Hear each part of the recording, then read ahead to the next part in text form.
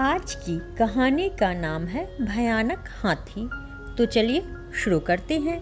किसी घने जंगल में एक बहुत ही भयानक हाथी रहता था, जिससे देखकर उस जंगल में रहने वाले सारे गीदड़ डर के मारे भाग खड़े होते।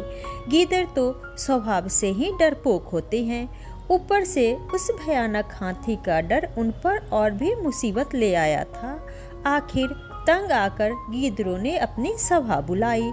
सभा में उन्होंने यही प्रस्ताव रखा कि हम इस हाथी से कैसे पीछा छुड़ाएं। यदि इस हाथी का उत्पात यूं ही जारी रहा तो वह दिन दूर नहीं जब उन्हें यह जंगल छोड़कर जाना पड़ेगा। उनमें से एक बूढ़े गीदड़ ने कहा, देखो साथियों, आज मैं यह प्रतिज्ञा करता हूँ कि मैं अपने बुद्धि बल से इस हाथी को मार डालूंगा। हत्यारे हाथी को एक वृद्ध गीदड़ मार डालेगा। यह तो वास्तव में ही उन सब के लिए आश्चर्य की बात थी। किसी को विश्वास ही नहीं हो रहा था कि यह संभव हो सकता है।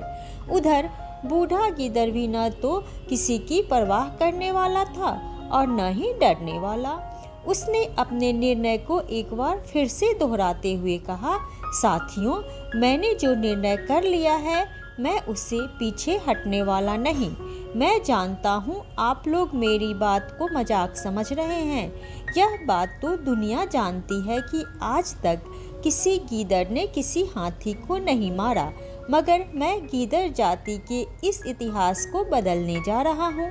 यदि जीवित आ गया तो ठीक ही होगा, नहीं तो मैं शहीद कहलाऊंगा। यह कहकर गीदड़ वहाँ से चल पड़ा। हाथी के पास जाकर उस बूढ़े गीदड़ ने अपनी दोनों टांगें उठाकर उसे तपाक से प्रणाम किया। कहो गीदड़ मियाँ, आज तुम हमारे पास कैसे आ गए? महाराज, मैं तो आपका दास हूँ। बस इस जंगल के जानवरों ने मिलकर मुझे आपके पास भेजा है। क्यों? उन सब की यह मान्यता है कि इस जंगल में कोई योग्य राजा नहीं है, इसलिए उनकी इच्छा है कि आप ही जंगल के राजा बन जाएं, क्योंकि आप में राजा बनने के सारे गुण विद्यमान हैं। बड़े लोगों ने कहा भी है कि सबसे पहले अच्छे राजा की, उसके पश्चात अच्छी पत्नी की, फिर धन की इच्छा करनी चाहिए, क्योंकि यदि राजा ही नहीं होगा तो धन, देश और पत्नी की रक्षा कौन करेगा? क्या आप सब सचमुच चाहते हैं कि मैं इस जंगल का राजा बनूं? हाथी के मन में खुशी की लहरें उठने लगी। राज करने की लालसा तो हर एक के मन में होती है। फिर यह हाथी तो पहले से ही अपने आप को शक्तिशाली समझता था। घमंडी और उत्पाती तो वह था ही। एकदम सच महाराज, आप तो बस जल्दी से तैयार होकर चलिए। सब लोगों ने आपको राज सिंहासन पर बैठाने का प्रबंध करने का मुहूर्त भी निकाल लिया है। कहीं ऐसा ना हो कि मुहूर्त का समय ही निकल जाए। हाथी राजा बनने की प्रसन्नता में मन ही मन झूम उठा। वह उसी समय गीदड़ के साथ जाने के लिए तैयार हो गया। राज करने के नशे में हाथी ऐसा धुत हुआ कि वह यह भी भूल गया कि गीदड़ सबसे धूर्त और चालाक जीव होते हैं। इन पर भूल कर भी विश्वास नहीं करना चाहिए। लोभ प्राणी को अंधा कर देता है। जो भी हो, वह गीदड़ के साथ बिना सोचे विचारे चल दिया। गीदड़ पहले से ही उसे फंसाने का जाल बिछाकर आया था।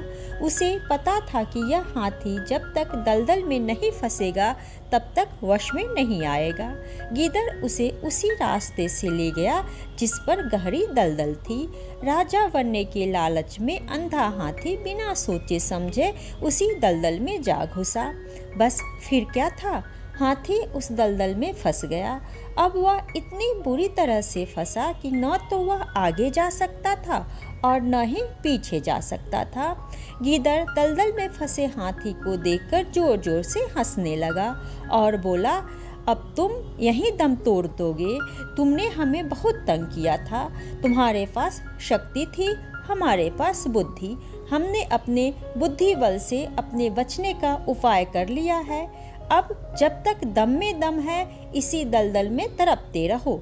इसलिए कहा गया है कि जहाँ पर शक्ति काम नहीं करती वहाँ बुद्धि काम करती है।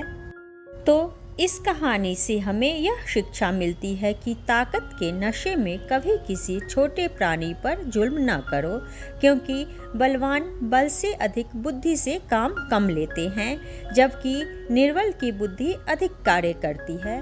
तो आज के लिए इतना ही। अगर आप लोगों को यह कहानी पसंद आए तो वीडियो को लाइक करें